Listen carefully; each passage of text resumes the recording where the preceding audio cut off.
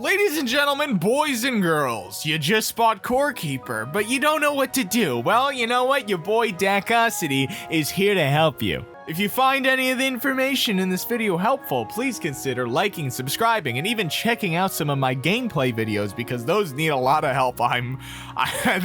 They're not doing too good. Anyway, to start off, I'm sure people are concerned about the background. See, when you create your character here, there's this last little thing here. It's the only one that actually matters because most of this stuff's gonna get covered up by armor anyway. Your background, your starting class, essentially. Now, this really isn't that important. You know, 3 skill points in a skill is not that much. If you're a beginner, I think Explore is fine. The increased running and vision is very nice. Since you get the small lantern, you will immediately essentially have a torch on you the entire time. You don't need to hold it in your hand.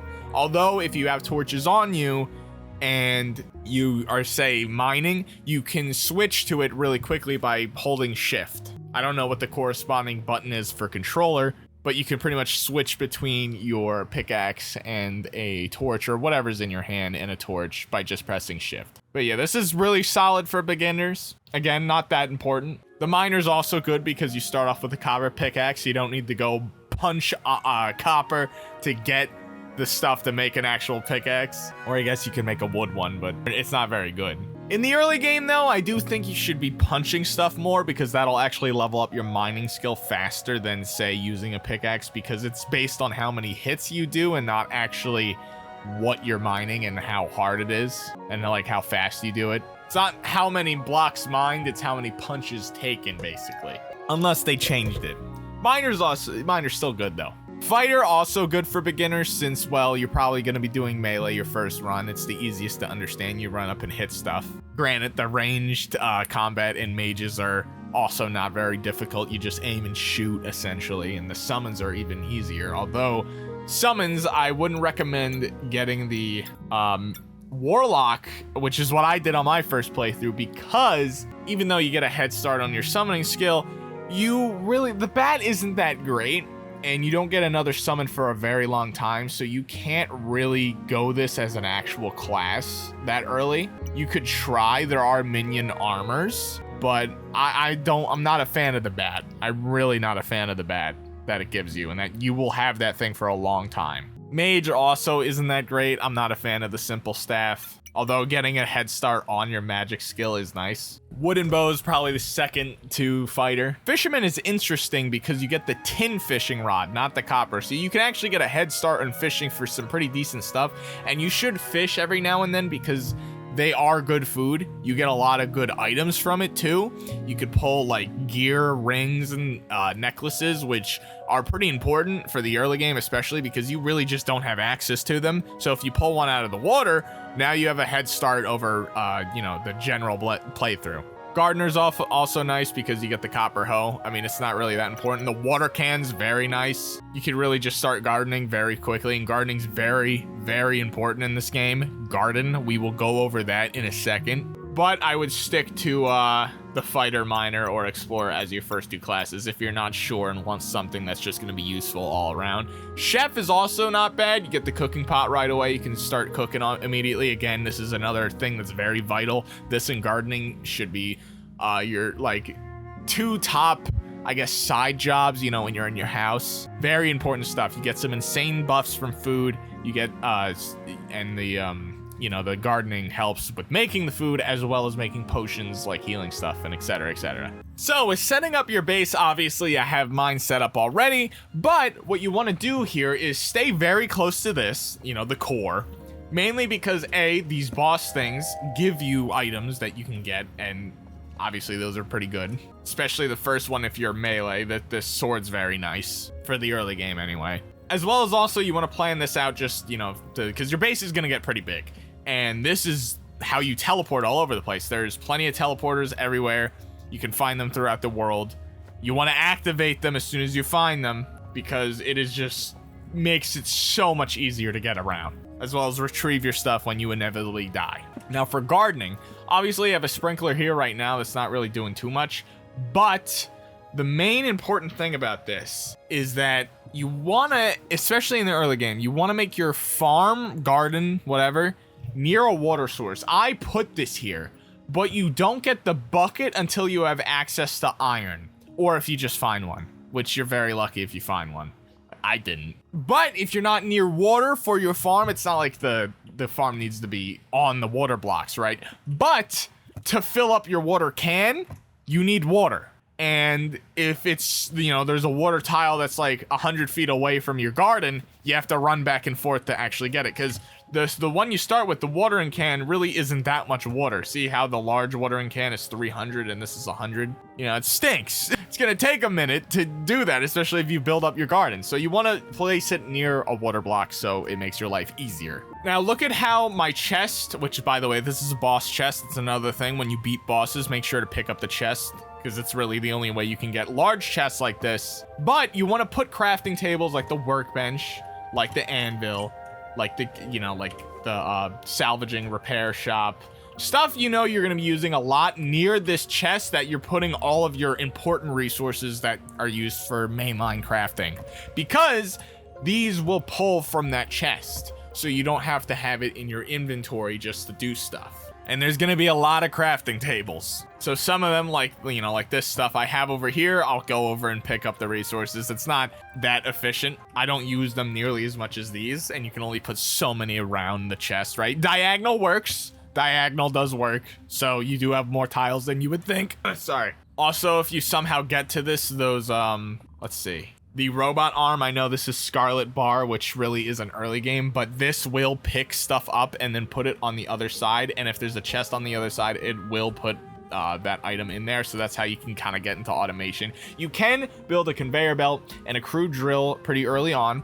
So these are used. I don't really have much of an example here because I haven't really gotten into it yet. But you see this, you'll find these nodes, right? And you can kind of plan your base around these too, or at the very least plan like mini bases near teleporters around these, where you put the crude drill here. Obviously it's mining it. It'll every now and then drop an ore behind it. The drills always drop the ore that they pick behind it. It'll come down this conveyor belt, the robot arm picks it up and puts it here.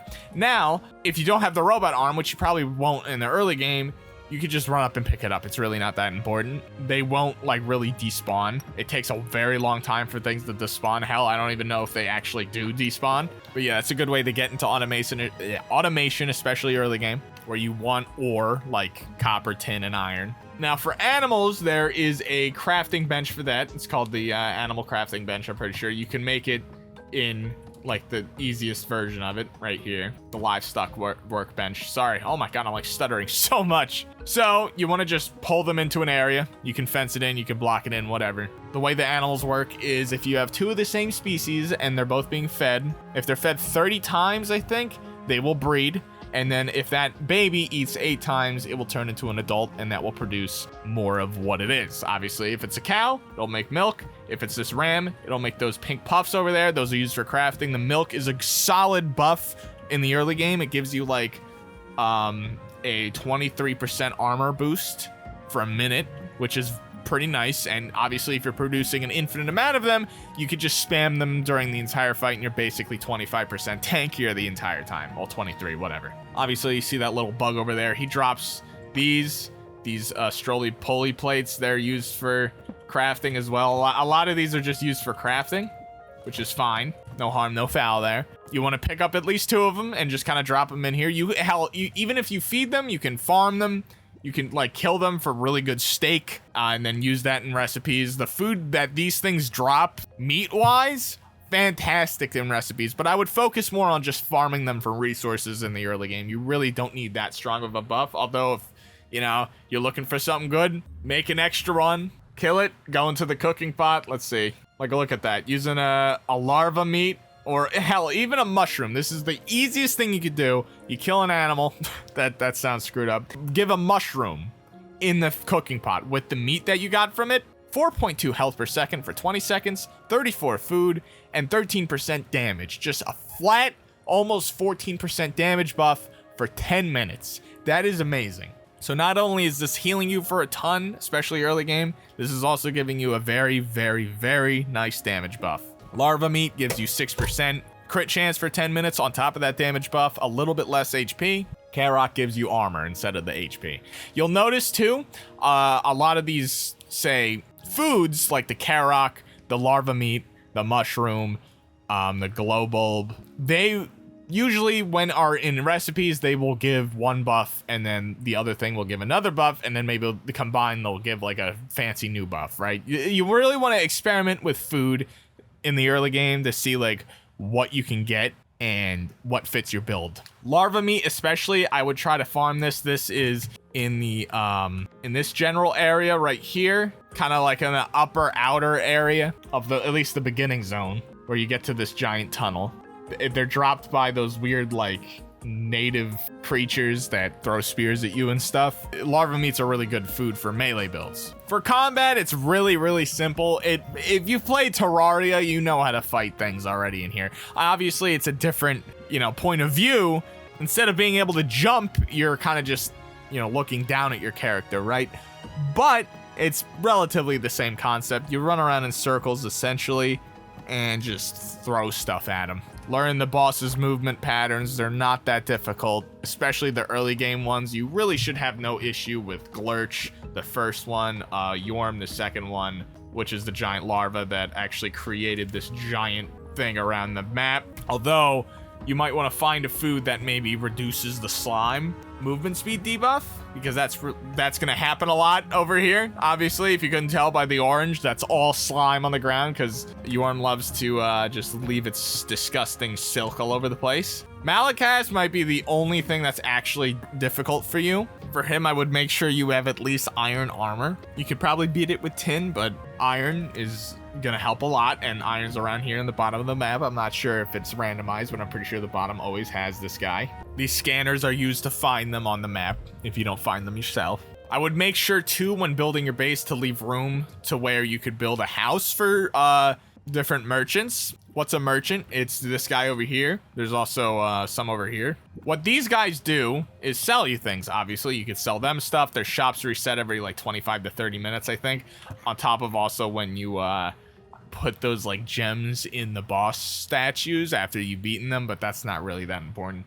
So how do you summon this guy? Well, the bosses, a few of them drop items like this little weird can right here. It's not always this. This is just the first one. There's, plenty of them. It's usually just a random item, and you got to put it in a room that's got a decent amount of room. It's closed off with walls. It can't be more than 8 by 8, I'm pretty sure. And it can't be less than 2 by 2 of actual space. Like, that doesn't include the bed. But you put a bed in the room, you light it, close it off, make sure there's a door, I guess.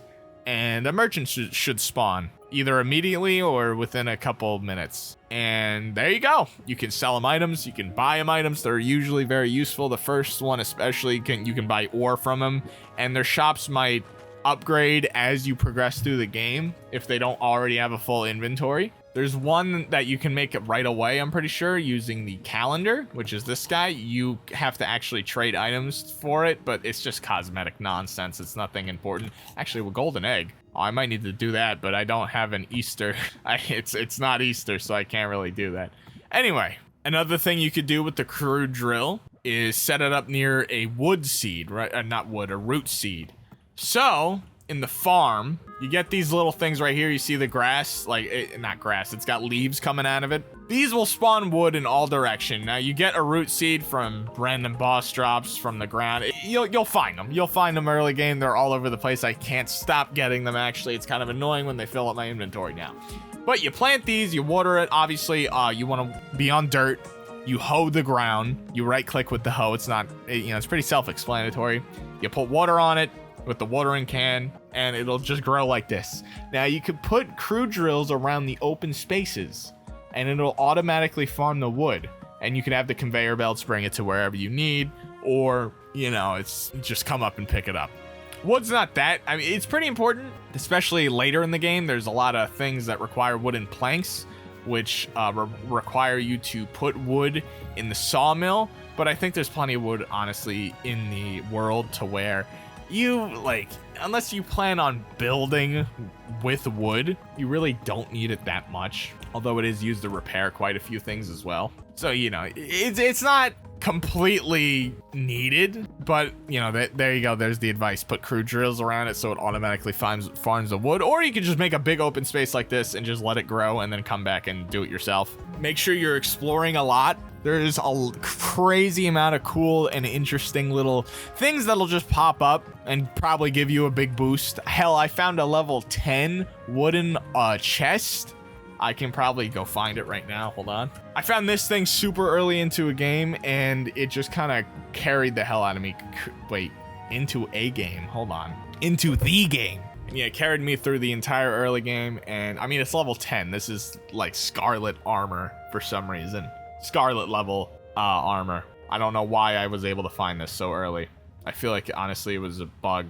I wish I could find the rest of the set, though, because this is really cool. You know, you get health from pets, and your pet's effectiveness go up. Like, it's crazy. And the pet does more damage. Like, I would love that, because I got this cool King Slime. Also, if you find a King Slime crown, he's a little bit harder than the actual slime. You just put it on the tile where you fought the Glurch, you know, the big slime, the big orange slime, or any slime, but obviously this is an early games guide, so that's the only slime you have access to right now. If you somehow find his crown, you put it down, fight him, beat him, you can hatch one of these if you get the egg, and this is a pretty nice pet to have. The 60% damage to bosses is just for it, because it deals damage, but it does a ton of damage throughout a fight, especially if you can just crank rare candies and pet snacks into this thing. It's a monster. It really is. I love this thing. I don't think I'm changing this for the rest of my run. By the way, with pets, obviously you just saw, you can click on this little arrow next to the pet, tile, and it'll show your skill points that you have available to get. These are randomized with every pet. That's why hatching constantly is like kinda not recommended, but it's something you could do to try and roll for good stats. Obviously, you can't really craft the eggs. You gotta just find them, so it's not something you can really focus on. Your skills over here, you click on the star next to your character. As you do things, you will level up that thing so you could do that thing better. Pretty self-explanatory. And then there's these are the souls for the later game bosses, the Titans. You don't really need to know all about this. Basically, when you defeat them, you get these signals and you can activate them if you feel like it. It's whatever. It's not really an early game tip. For a sustainable food source, I've said this already in my tips video, but you can put down that fungal growth. You can pick this up. It's all over the place. You could just mine it with the pickaxe. You don't need a shovel. Or you could just hit it with your hands. You put it down, and it'll spawn mushrooms. It also spawns the mushroom creatures, right?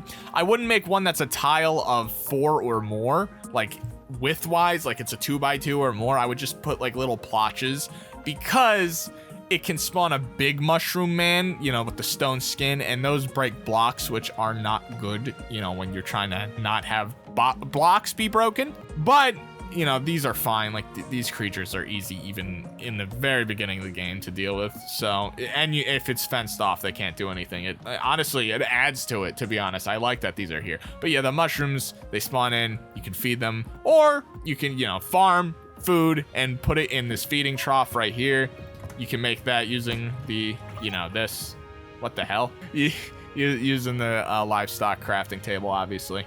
I'm going to make one of these, the cattle transport box. You can pick up cattle from like anywhere over the world, and it kind of stores them in a Pokemon box almost, and you can just bring them to your house. Later in the game, that's going to be helpful because there's like turtles and ducks that are 100 miles out, and you can't really use the rope to pull them toward it. It's not possible. Also, this goes away after use, by the way. Also, when going around, make sure to look at the ground, because sometimes you can mine stuff on the ground that is like an actual resource, especially later in the game when you're trying to summon Titans. There's like feathers and seashells on the ground that you can mine that actually help you find the boss by using a scanner. You can craft a scanner using those items. To be honest, that's about it. I'm not gonna lie. This game is incredibly simple. It's pretty easy to understand, especially for a beginner's guide video. There's not much for me to really talk about. Let me know if I missed anything. Let me know, if you've enjoyed the video. Maybe share some tips of your own. They don't have to be early game in the comments. I just,